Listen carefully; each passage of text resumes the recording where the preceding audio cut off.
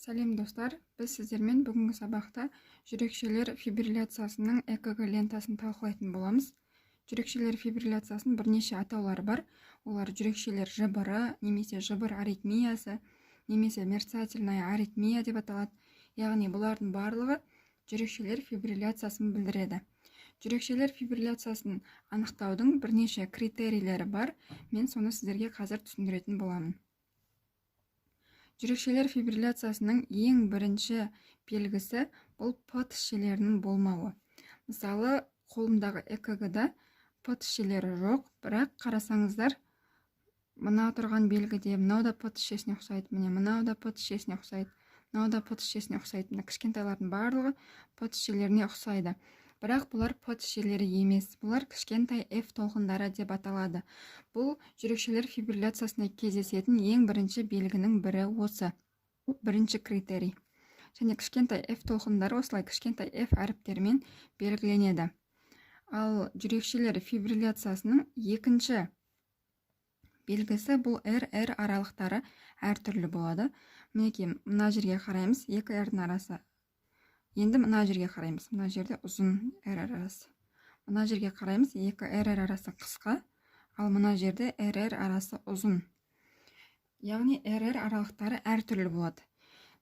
R аралықтары әртүрлі болған кезде жүрек соғу жиілігін анықтау үшін екі R-дің ең қысқасын және ең ұзынын екеуін де есептейміз бұл кезде.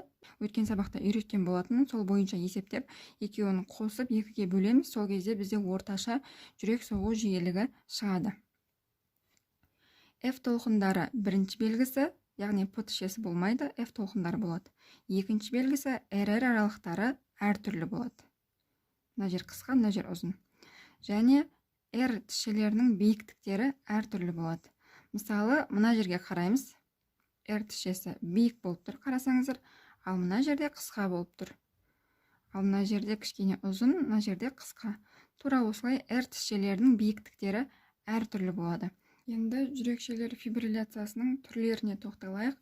Оның алғаш пайда болған пароксизмальды және персистерлеуші деп аталатын үш түрі болады. Алғаш пайда болған фибрилляция бұл атайтып тұрғандай науқаста ең бірінші рет болып жатқан жүрек фибрилляциясын айтамыз. Негізінен жүрек фибрилляциясы бұл миокард инфаркті алған кездегі ең бірінші асқынулардың бірі болып табылады.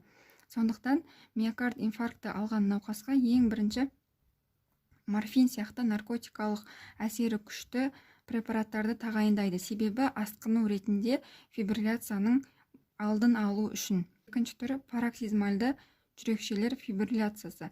Бұл 48 сағаттың ішінде өздігінен басылмайды. Бұл кезде пароксизмальды түрінде жүрек приступ тәрізді өте қатты тез соғып кетеді. 220 реттен жоғары соғуы мүмкін. Және ол бірден өздігінен басылады. Және үшінші түрі бар, ол персистерлеуші. Ол біресе қалпына келеді, ал біресе ритм бұзылып отырады. Негізінде 7 күннен аспайтын болып келеді. Осы үш түрі бар жүрекшелер фибрилляциясының. Және жүрекшелер фибрилляциясының қасында мен қарыншалар фибрилляциясын сіздерге түсіндіргім келеді.